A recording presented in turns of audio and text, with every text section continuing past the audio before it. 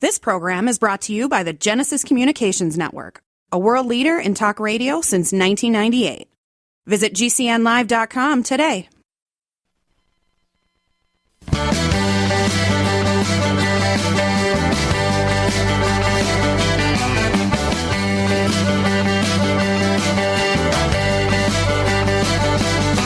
Broadcasting and streaming live all across America. This is Home Talk USA with Michael King, where we will discuss topics pertaining to your home with industry-leading experts. Michael King is a licensed general contractor with more than 30 years of experience in home improvements and the author of Contracting with the King.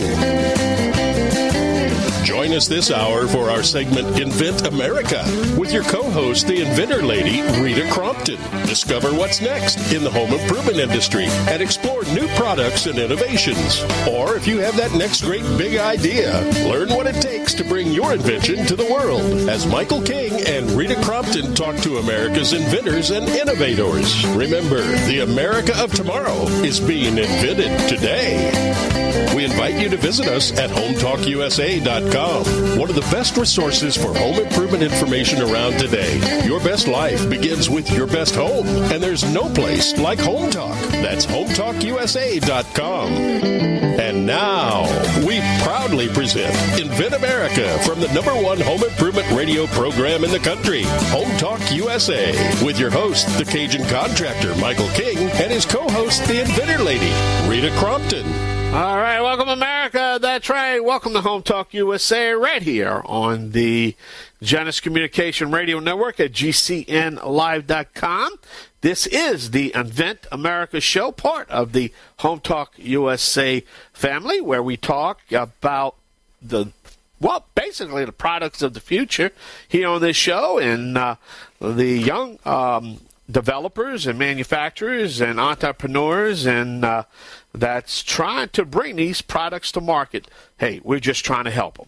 And I'd like to welcome my co-host, the inventor lady herself, Miss Rita Crompton. Hey, Rita, how been your week? It's still Monday. It's just getting started. So, the week that leads up to, our show on Saturday are always so busy. It just amazes me how fast, the Saturday rolls around for the show, and we're busy, Monday through Friday getting it lined up, which is really exciting because, we've got so many different topics and inventors out there who listen to the show, and they're able to go back and look in our archives and say, okay, I need this topic now.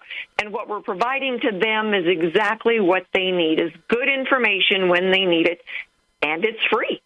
And not only it's free, but you break it down so eloquently. It's like it's this big puzzle. You have all these pieces all over the place. It's confusing. Some of the pieces look the same. It takes a long time to try to put it into the puzzle. But at the end of the day, you got to sit back, take all your pieces, and then eventually, if you listen to this show, then you can start putting these pieces of the puzzle to make the puzzle make sense and be completed. And what I mean by completed is, hey, it's ready to go to market. Does that make sense? Absolutely. I'm trying to do an analogy here. Every time I talk to someone, they give me an idea for another show. Because they're sharing then the challenges that they've had. And so between our inventors who, have solved problems, we're able to help the new inventors. And then our service providers, our sponsors, they tell us what they need and what they're looking for. And it's a wonderful combination of, information that we are able to provide to all of the inventors out there who haven't taken the first step or in the early stages. And it's great because the experienced inventors help the new inventors. So we're able to just, get the information out there to them. And it's hard. It's a hard path. Well, what I want to do next week, write this down. What I want to do next week is in the first segment where we talk about the show, the upcoming show, what I wanted you to take a time for our sponsors of Invent America, and I want to give them a big shout-out next week. And let's explain to our audience next week about our sponsors and the products that they offer. Let's do that next week, okay? Okay. All right. That sounds sounds good. We've got some great sponsors, so I'm sure that they will appreciate that. Stand up and hurrah. Yeah, I want to do that next week. But, hey, tell us about the show this week, though. Well, the show today, we had a gentleman, one of our friends from the north, had said that, I filed a patent in the U.S. He filed in Canada and he filed in the U.S. And so we were talking then, some about the strategies of, why you file internationally in different countries. So, I thought it would be a really good time for us to talk about, those strategies, because there's a couple of things that will encourage someone to copy your invention. One is that you can't fill orders, and the other one is you can't fill the orders at a price the consumer is willing to pay for them. So it gives someone incentive to, infringe on your patent.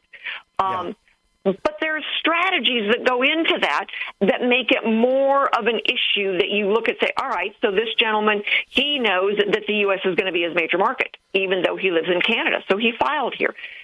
Some people say, well, I know I'm going to be manufacturing in Mexico, so I'm going to file there. You don't file in every country, but you look at the strategy of why you're filing in different places.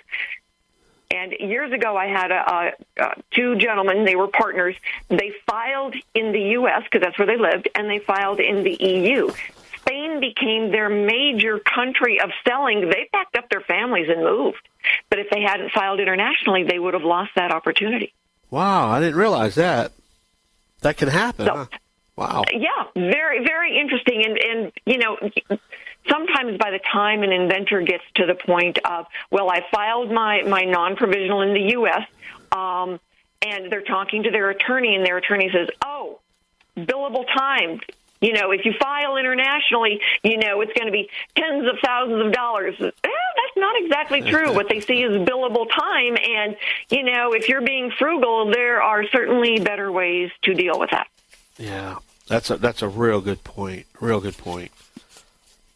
And so today we are going to be talking to our friend from the north, Daniel Shurak. He has got a very cool product. And then we're going to be talking to Tim Hewlett. He's U.S.-based, but his product is going to have major applications internationally. So he filed internationally. And then we've got one of our registered patent attorneys who's going to be on, who's going to be talking about, some of those strategies and why you would file, say, not worry about it, or you say, no, I think I need to at least consider it. It's one thing if I tell an inventor, it's like I was talking to another lady, it's like, have you filed internationally? And she said no, and I go, there's a time frame. It's one thing for them to say, I've considered it and I decided no, or it's like, are you kidding me? I missed it 2 months ago. And you're right. The copyright laws, patent laws are different internationally than what they are in the United States. So you need to check your international domicile to find out what is the law. And that's why you listen to this show, right? That's right. That is right. It's like in the U.S., if you miss a filing date, you can generally pay enough money to buy your way out of it with the USPTO. The international dates are firm. They are written in stone. You cannot buy your way out of it. And so for a lot of inventors, they don't realize that if they miss that date and they didn't know about it, they may have made different business decisions if they had known about it. Yeah. Wow. So that's what we look at, is giving them the information so that they can make the business decision that's best for them. Well, Rita, it's different for everybody. Well, we got to pay some bills, Rita, and you know what that's about now, right? I do. Yes, I do. Yeah, you was a guest for years, and you're actually putting this show together, so now you realize that, well, it's a little bit more in detail. Try to put one of these radio shows together and come up with a weekly content. But, hey, stay tuned right here. We're going to be right back with our first guest, first topic, along with the inventor lady herself, my sidekick. This is the Invent America Show on the HomeTalkUSA Radio Network. Y'all come back now, you hear?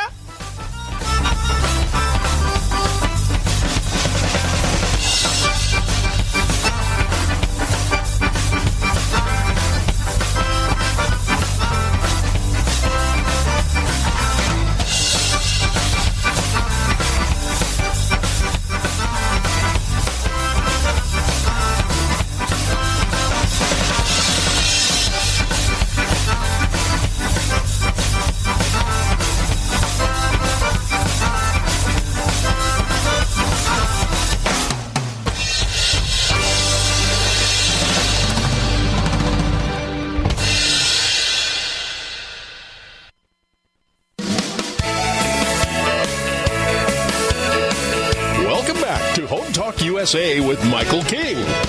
Do you have questions about your next home improvement project or home repairs?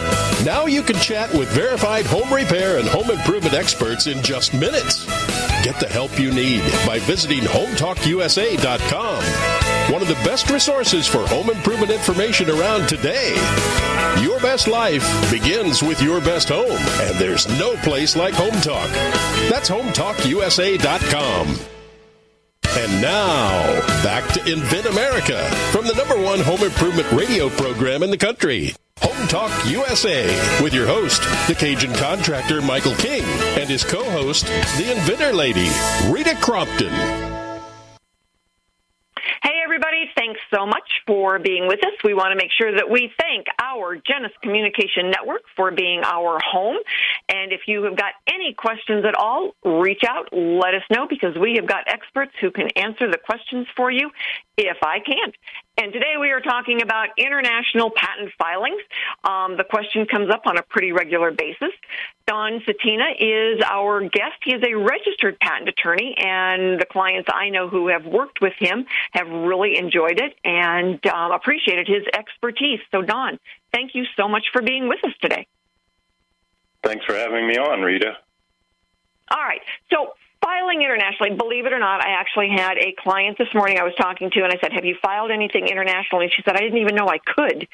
So tell our listeners, all right, why would an inventor want to file a PCT, and what is a PCT? Okay, first, I want to remind your listeners that whether your first application is for a U.S. provisional or a U.S. utility patent, the corresponding foreign patent applications must be filed within 12 months from the date of that first filing, which is called the priority date. And whether to file foreign applications and how to file them depends primarily on where you expect to sell the invention. If you're only planning to sell it in the U.S., your U.S. patent will protect you from copiers, including those importing your invention. If you expect to have significant foreign sales, you should determine on a country-by-country basis where you expect the sales to be enough to justify the cost of obtaining a patent. Now, for filing in one or two countries, direct national filing is usually preferred. However, the more countries you consider, the more sense it makes to file a PCT application, since the big costs like translations, government fees, and foreign agents' fees that you would experience with national filing can be deferred for up to 30 months from the priority date. And the PCT covers 157 countries where you can reserve your right to get a patent. Yeah, the PCT, the Patent Cooperation Treaty, is almost like an international version of a provisional patent application because it gives you time. Just like the U.S. provisional patent application gives you 12 months to decide exactly what should go into the utility or the non-provisional, the PCT gives you some coverage, and then it gives you, like you said, the 30 months. I think in some countries it's even, 32 months. But I always figure 30 months, it's easier than trying to know specifically which country it is. Sometimes, if you know you're going to be filing or you're going to license it to file and they're going to manufacture it, sometimes filing in that country where it's going to be manufactured is a strategy. But that's, you never know for sure who's going to be the licensee or where you might be filing. So the PCT for some makes sense. And for others, if you just know that the EU is your other area, and like our first, guest this morning, it's like, he lives in Canada. The U.S. was his major market. So that's, his strategy on that. So, time and money are the big criteria on this, correct? Yes. All right. So what does an attorney need to file a PCT?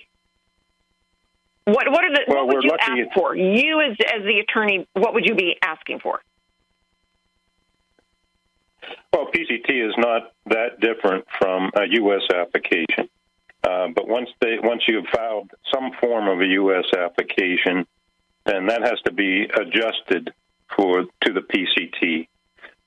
And that means you have to change the claims so that any new features are pointed out using what they call characterized by language.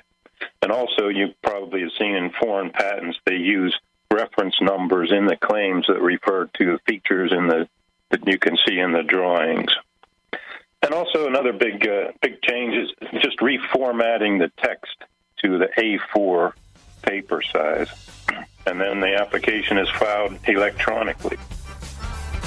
So it's really not so different than the U.S. No, and it falls into, the parameters of kind of what I've explained to some of our inventors, what they're looking for and what an attorney might need to, get them to that next step if that's what they're considering. So it really just depends on, what they need and what they're looking for in their business strategy. So, Don, thank you so much for being with us today. We are always grateful for your time and your insight. I want to thank our sponsors. Kicker Design is one of our sponsors. They do wonderful manufacturing and design work for our inventors, and also CAD CAD Design with Scott Tarsi. So if you need some help, you need somebody to do that prototype for you, please give me a call, shoot me an email. We are grateful, and stick with us for a little bit longer, everyone.